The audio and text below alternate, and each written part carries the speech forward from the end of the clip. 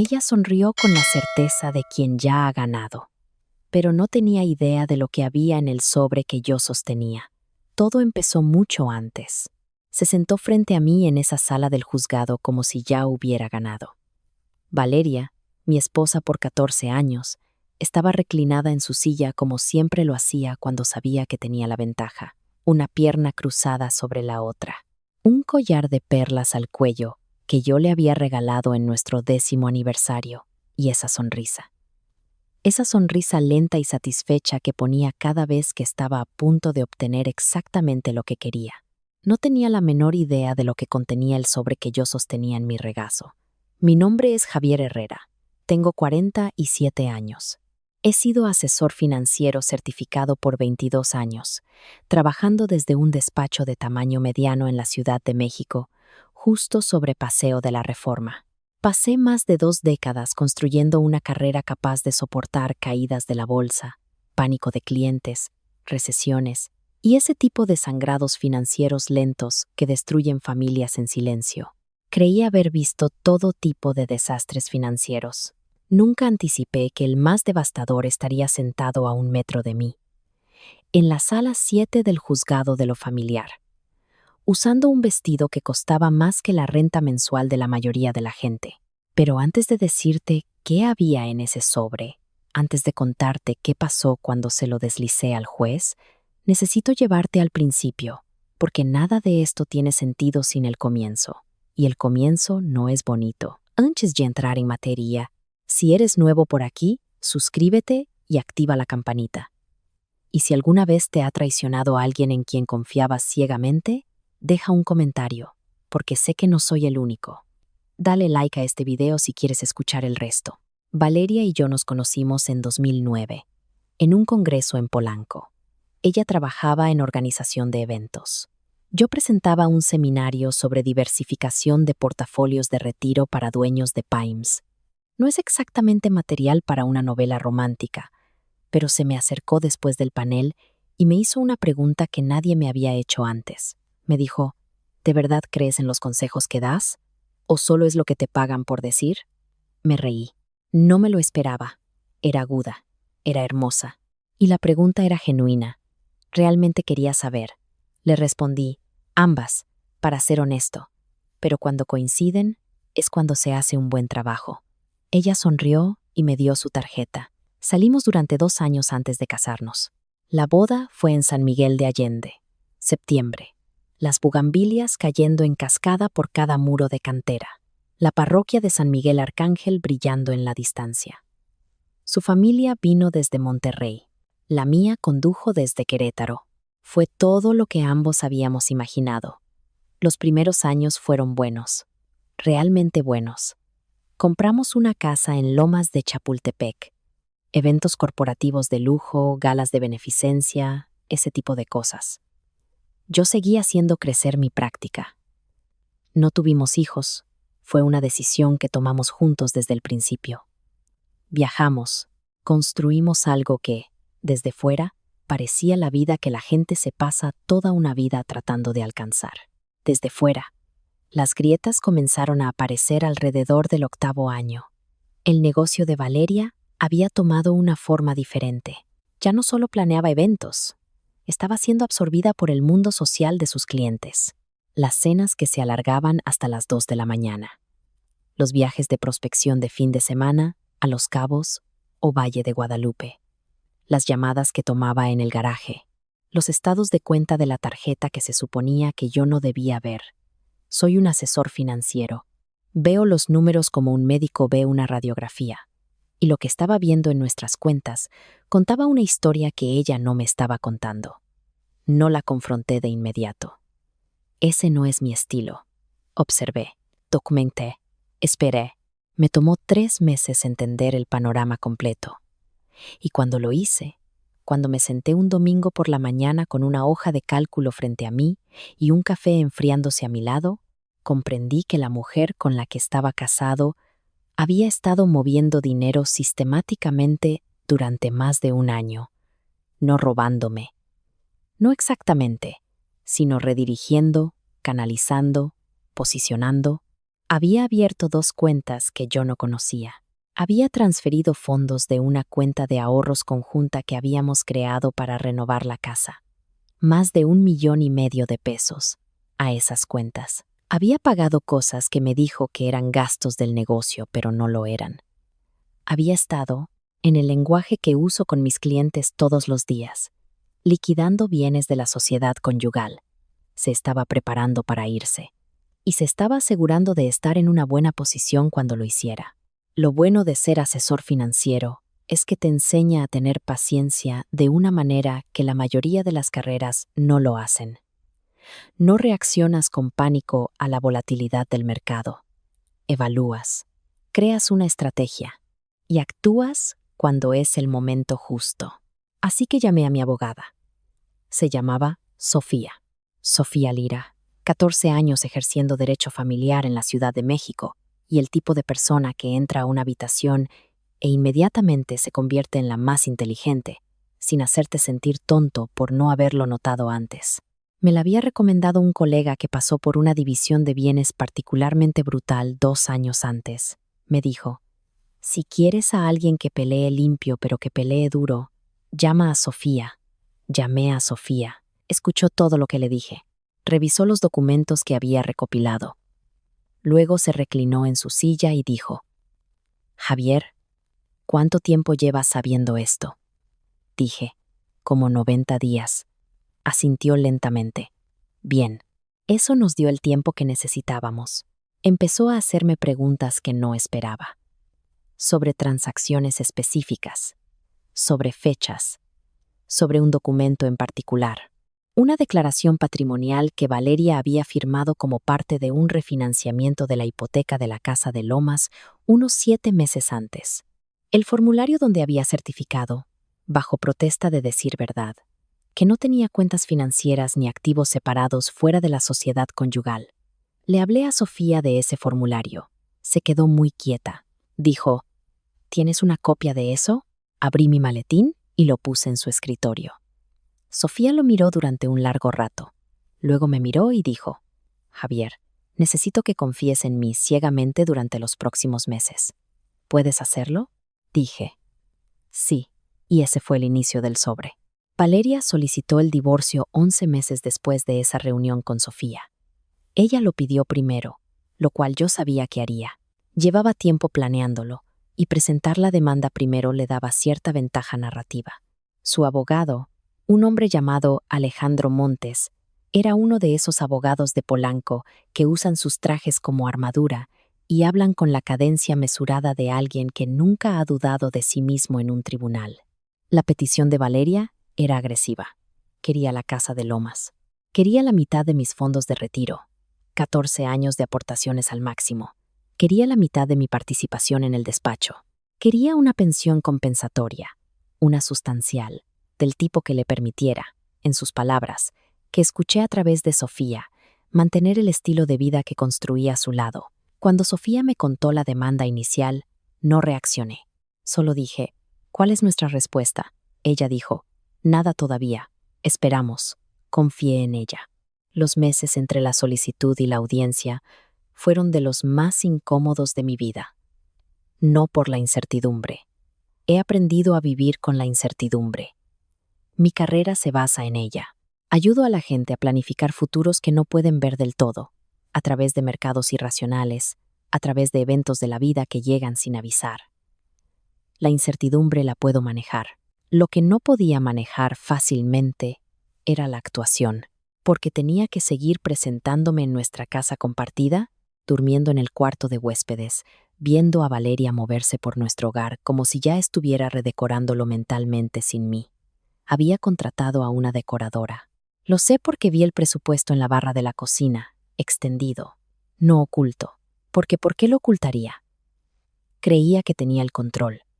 Creía que la historia ya estaba escrita. Ya estaba planeando la versión post-Javier de la casa.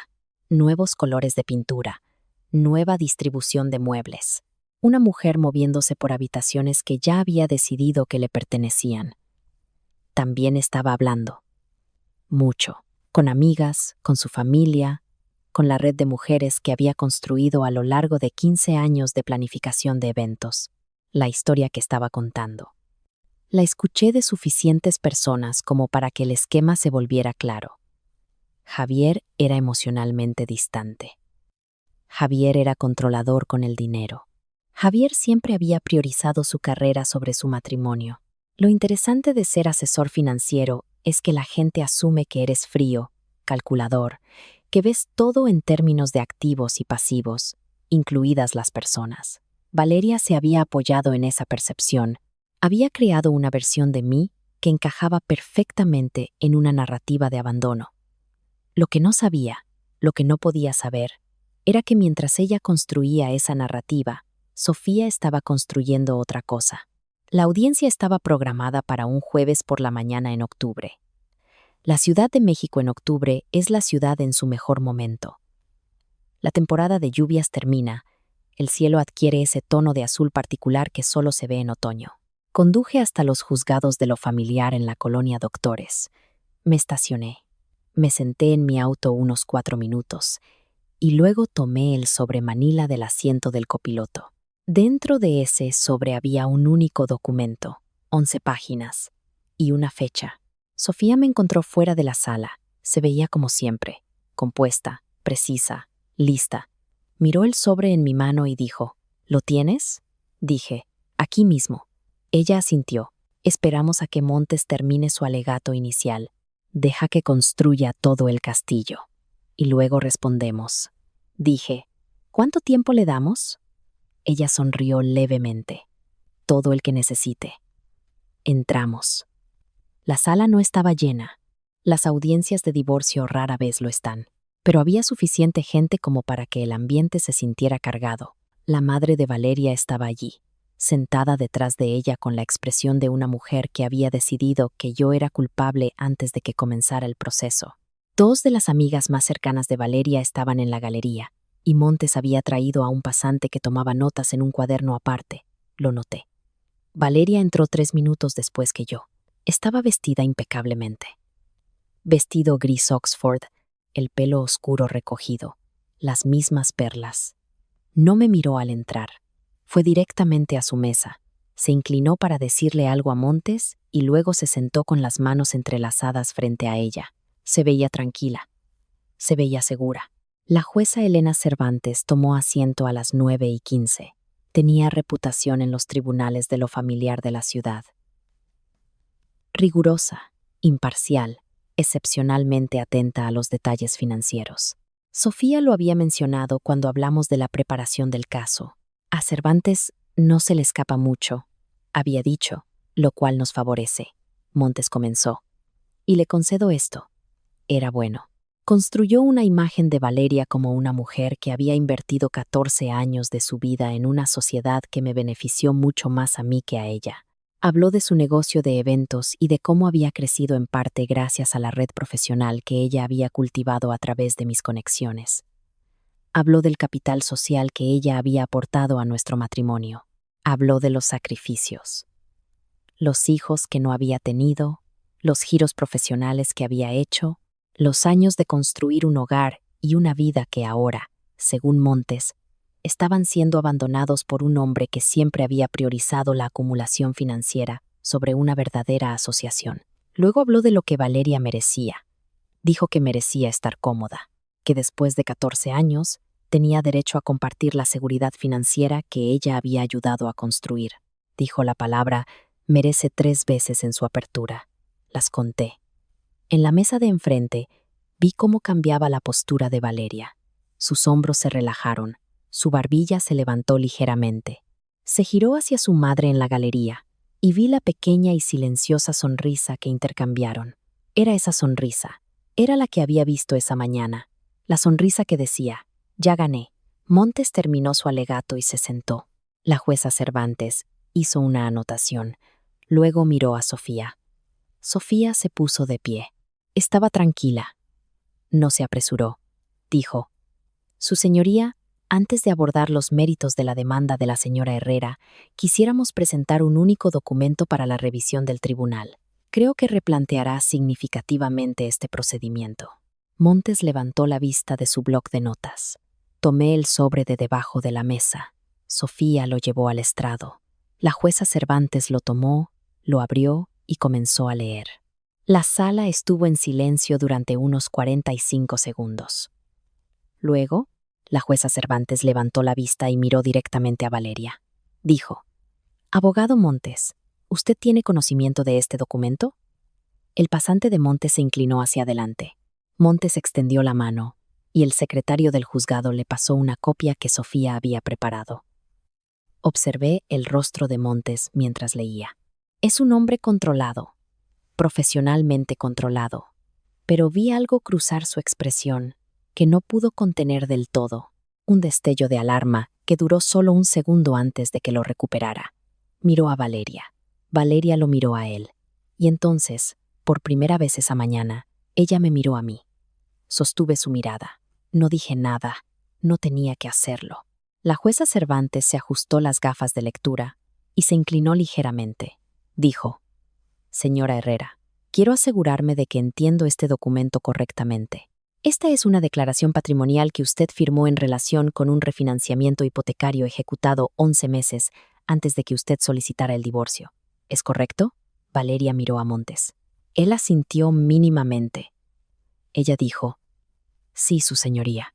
Y en este formulario, usted certificó, bajo protesta de decir verdad, que no poseía cuentas financieras ni activos separados fuera de la sociedad conyugal». Un silencio. Sí. La jueza Cervantes dejó el documento. Miró por encima de la sala por un momento. Luego dijo algo que creo que ninguno de nosotros esperaba. Casi se rió. No fue una risa completa. Fue algo controlado. La versión de un juez, suprimida rápidamente. Pero fue real. Se llevó los dedos a la boca brevemente, se recompuso y luego miró a Montes con una expresión que podría describirse mejor como paciencia forzada. Dijo: «Abogado, en mis 17 años en este tribunal he desarrollado un aprecio particular por la ironía. Su clienta ha solicitado el divorcio citando, entre otras cosas, el control financiero de su esposo y su propia dependencia económica. Está solicitando una pensión compensatoria sustancial y la división de bienes sobre la base de esa dependencia». Montes dijo con cuidado: «Eso es correcto, su señoría. Y sin embargo», dijo la jueza, «el documento que tengo en mis manos indica que en el momento de esta certificación, 11 meses antes de la solicitud, su clienta ya había establecido no una, sino 2 cuentas financieras separadas que contenían, en conjunto, activos por más de 2,5 millones de pesos. Activos que ella declaró que no existían. La galería no estalló, pero se movió. Oí a la madre de Valeria emitir un sonido. Oí a una de las amigas de Valeria susurrar algo. Y al otro lado de la mesa, vi a mi esposa de 14 años adquirir un color que nunca le había visto. No pálido, algo más allá de pálido. Algo que significaba que toda la arquitectura de lo que había construido durante el último año se estaba derrumbando en tiempo real. Sofía ya estaba de pie. Dijo: «Su señoría, además hemos preparado documentación de 11 transferencias específicas durante un periodo de 14 meses en las que se transfirieron bienes conyugales a esas cuentas no declaradas. No estamos alegando que la señora Herrera no sea inteligente. Estamos alegando que tomó una decisión calculada, documentada y fechada para falsear su posición financiera mientras, simultáneamente, construía un caso basado en esa falsedad». Montes se levantó. «Su señoría, me gustaría solicitar un breve receso para...». «Siéntese, abogado». La voz de la jueza Cervantes no se alzó. No lo necesitaba. Él se sentó. La jueza miró el documento de nuevo. Luego miró a Valeria directamente. Dijo: «Señora Herrera, quiero que entienda algo. Este tribunal tiene una discreción considerable en cómo trata las declaraciones financieras falsas. La presencia de este documento, particularmente dadas las reclamaciones que usted está haciendo en este procedimiento, no es una complicación menor. Le aconsejaría encarecidamente que consulte con su abogado antes de continuar, porque lo que usted le está pidiendo a este tribunal que le otorgue y lo que este documento sugiere sobre el fundamento de sus reclamos no son compatibles». Valeria no dijo nada. Su rostro seguía de ese color, ese blanco fantasmal, despojado, que significaba que la máscara se había caído por completo. Sofía dijo en voz baja: «Su señoría, también nos gustaría señalar la fecha específica de la firma de la señora Herrera en la declaración patrimonial». La jueza miró. Volvió a mirar la fecha de presentación de la demanda de divorcio. Y luego volvió a hacer ese sonido. Esa risa controlada, contenida, casi una risa. Y dijo: «Firmó esto 12 días antes de contratar a un abogado de divorcios». 12 días. Ya había estado planeando irse. Ya había abierto esas cuentas. Ya había estado moviendo dinero. Y luego firmó un documento legal certificando que nada de eso existía. Sofía dijo: «Creemos que el cronograma es significativo, su señoría». «Yo también lo creo», dijo la jueza Cervantes. «No voy a fingir que lo que vino después fue fácil. No lo fue». Se concedió un receso. Montes y Valeria desaparecieron en una sala de conferencias durante 35 minutos. Sofía y yo nos sentamos en el pasillo, en una banca de madera fuera de la sala 7. Compró 2 cafés del carrito del pasillo, y no hablamos mucho. No había mucho que decir. El documento había hecho lo que tenía que hacer. Cuando volvimos a entrar, Montes se había recalibrado por completo. La apertura confiada y precisa había desaparecido. Se movió por el resto del procedimiento con cuidado, retirándose de las demandas más agresivas, reformulando varias de las afirmaciones de Valeria en términos más suaves. Estaba tratando de salvar una posición que había sido fundamentalmente socavada. Valeria no subió al estrado. El fallo final tardó 3 semanas en llegar. La jueza Cervantes es minuciosa. Cuando llegó, no fue lo que Valeria había planeado. Ni remotamente. No recibió pensión compensatoria. El razonamiento fue explícito. El tribunal consideró que el argumento de dependencia financiera no era creíble dada la existencia documentada de activos mantenidos por separado. Recibió una parte de la plusvalía de la Casa de Lomas, una parte justa basada en la contribución real en lugar de la reclamación inflada que se había presentado. No recibió nada de mis fondos de retiro. No recibió nada de mi participación en el despacho. Sofía me llamó cuando llegó el fallo. Me dijo: «¿Cómo te sientes?». Dije: «Cansado». Ella dijo: «Es la respuesta correcta. Han pasado 8 meses desde ese fallo. Sigo en la Ciudad de México. Me quedé con la casa, compré la parte de Valeria y poco a poco la he estado haciendo sentir mía de nuevo. Hay un proyecto en el jardín trasero en el que he estado trabajando.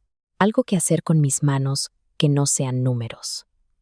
Mi padre solía decir que todo hombre necesita una cosa que no responda a la inteligencia, algo que solo responda al esfuerzo. Estoy tratando de encontrar la mía. Mi práctica está intacta. Mis fondos de retiro están intactos. 14 años de construir algo sobrevivieron gracias a un trozo de papel con una fecha que dijo la verdad cuando nada más lo hacía. Esto es lo que quiero decirte, porque creo que es lo que necesitaba escuchar. Y nadie me dijo: cuando alguien que te ama, o que solía amarte, o que dijo que lo hacía, decide quitarte algo, cuenta con una cosa por encima de todo lo demás. Cuentan con que estarás demasiado herido para ser claro, demasiado enojado para ser paciente, demasiado emocional para ser estratégico. Valeria contó con eso. Pensó que la versión de mí que había observado durante 14 años estaría demasiado sorprendida por su partida como para notar los números. Pensó que yo reaccionaría, que la confrontaría, que le daría el caos que podía usar en mi contra. No se lo di. Soy un asesor financiero. Sé que las peores decisiones se toman en los momentos de mayor volatilidad emocional. He visto a gente destruir sus propias jubilaciones en una sola semana de pánico porque no pudieron mantenerse firmes. Los he visto perder décadas de crecimiento compuesto porque reaccionaron en lugar de responder. Yo respondí. Llamé a Sofía. Documenté todo. Esperé 90 días. Le entregué a una jueza un sobre en el momento exacto. Y cuando Valeria sonrió esa sonrisa al otro lado de la sala, esa sonrisa lenta y segura que decía que había ganado, no tenía idea de que el sobre ya estaba en camino a las manos de la jueza Cervantes. Había firmado su propia perdición con su propio nombre. 12 días antes de decidir marcharse. La fecha en esa firma fue lo que lo cambió todo.